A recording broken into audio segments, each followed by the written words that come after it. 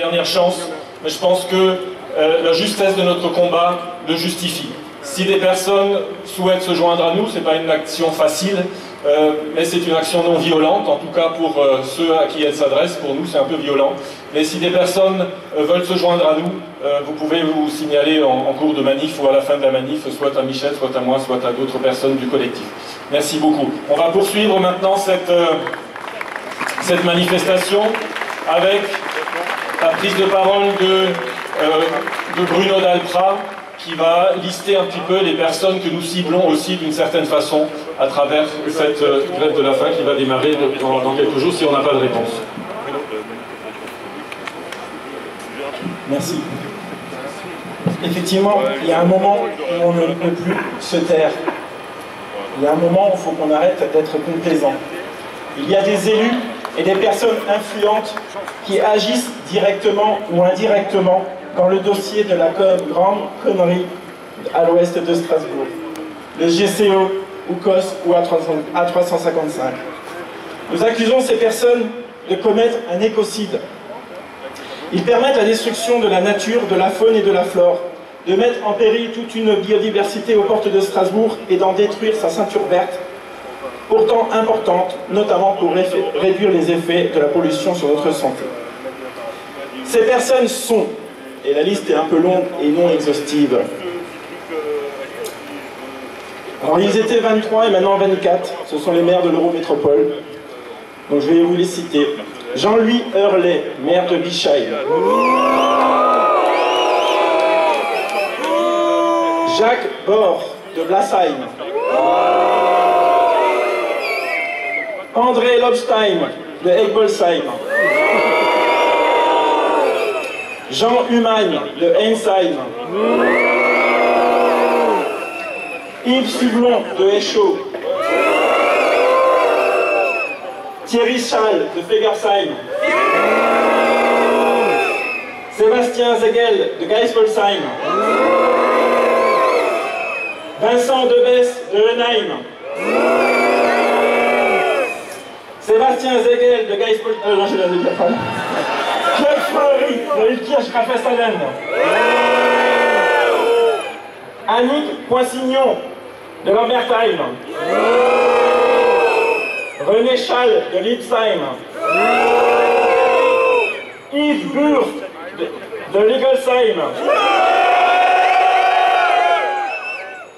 Bernard Egles de Mittelhausbergen. Béatrice Boulou de Moselsheim. Jean-Luc Herzos de Niederoberhen. Elie Herbe de Oberschaffolsheim. Jean-Marie Bettel de Holzhald. Anne-Catherine Weber de Plobsheim. Georges Schuller de Reichstätt. L'ancien maire de Schildikheim, Jean-Marie Kuttner. Pierre Perrin de Stuffelmeiersheim. Éric Amiette de Wolfisheim. Et le spécialiste de retournement de veste, Roland Ries de Strasbourg.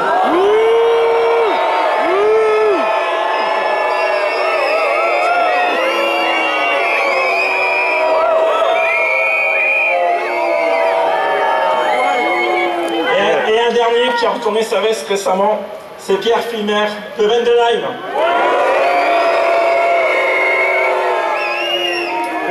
Et la liste de maires de l'Eurométropole qui soutient ouvertement le GCO. Il y a aussi des députés. Sylvain Wasserman. Bruno Studer.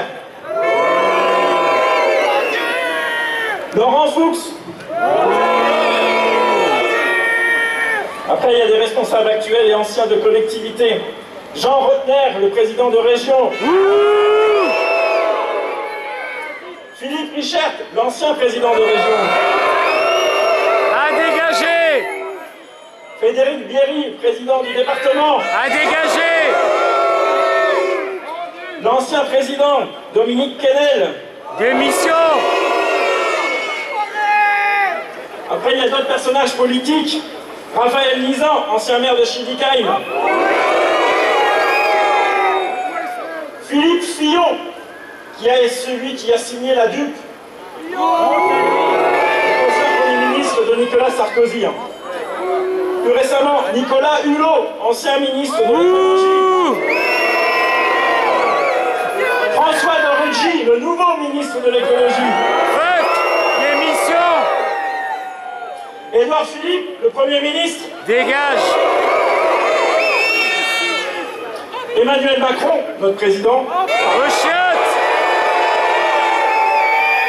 Et plus directement dans la région, Jean-Luc Marx, qui est le préfet de région et le représentant de l'État en Autriche.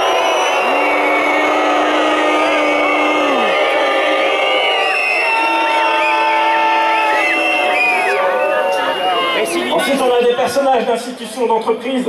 Martine Arnold, qui est une lobbyiste. Jean-Luc Indurger, le président de la CCI. Georges Ligonel, qui est le vice-président de la CCI. Ces deux personnages qui ont des intérêts forcément dans le GCO. Bernard Stater, le président de la Chambre des métiers. Philippe Olsinger, le président du groupe Olsinger, qui est à l'origine du massacre des Arts. Pour remettre la guillotine. Et enfin, Marc Bourron, qui est le président d'Arcos, Théa de Vinci, en charge du dossier GCO.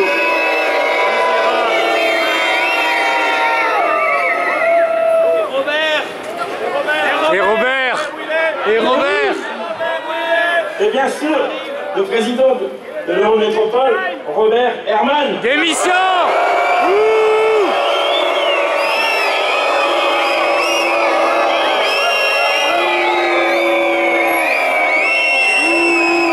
Justement, en parlant de Robert, il a évoqué un plan climat cette semaine. Comment peut-on parler d'un plan climat avec un GCO inutile? Un GCO qui ne règle pas les problématiques de Strasbourg en matière d'encombrement et de pollution. Le GCO, il est climaticide. Ceux qui sont acteurs ou qui le soutiennent s'exposent à des poursuites devant le TPP. Le TPP, c'est le tribunal permanent des peuples, qui a déjà par le passé condamné l'État italien et la France pour la liaison Lyon-Turin, et la France pour le projet d'aéroport de Notre-Dame-des-Landes. À un moment donné, ces responsables ils devront répondre de ce qu'ils font et de ce qu'ils soutiennent. Tous zadistes. La lutte continue, on continue le combat et on lâche rien. Merci.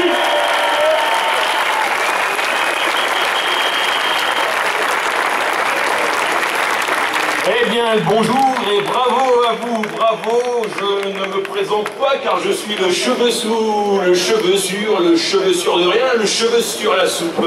Je suis venu à dos de Vescargot, un véhicule lent comme un escargot, chargé comme un cargo, et je vous invite à la fin de cette statique manifestation, ceux qui ont du temps, de suivre le Vescargot à l'autre bout de la ville dans un lieu tenu secret pour des raisons de sécurité et de mystère, comme ça vous le découvrirez par vos yeux. Le Vescargot se déplace aussi lentement que sûrement, il passera devant, vous pourrez ainsi le repérer. Je cite l'Eurométropole, Robert Herman, car le Vescargot, comme il le dit, est une mobilité qui change votre vie.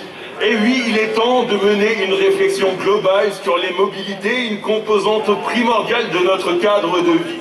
Le Vescargot est une initiative personnelle, citoyenne, qui se retrouve complètement par hasard. Vous ne viendrez pas chez nous par hasard, mais par erreur. Et oui, nous sommes là. Je cite désormais, zut, l'industrie magnifique organisée par la ville de Strasbourg, car en tant qu'artiste, auteur, travailleur du chapeau, à chaque œuvre une histoire, à chaque œuvre une intention et des matériaux, d'où l'idée de compléter le propos de chacun par des thématiques fortes, comme des improvisations textuelles souvent très réfléchies, qui inscrivent les démarches personnelles et singulières des artistes dans un cadre temporel élargi. celui de l'histoire de l'art. Ainsi la transparence, la perspective, le mouvement ou le détournement, entre autres thèmes, disent la diversité de la manifestation. Une diversité qui crée sa propre cohérence. L'industrie n'est pas encore magnifique, mais elle le deviendra un jour avec du bambou qui fera vos véhicules du futur. Les artistes sont magnifiques, nos places sont magnifiques, ça tombe bien. Nous aussi, vous aussi, à tout à l'heure pour une mobilisation lente et sûrement ailleurs.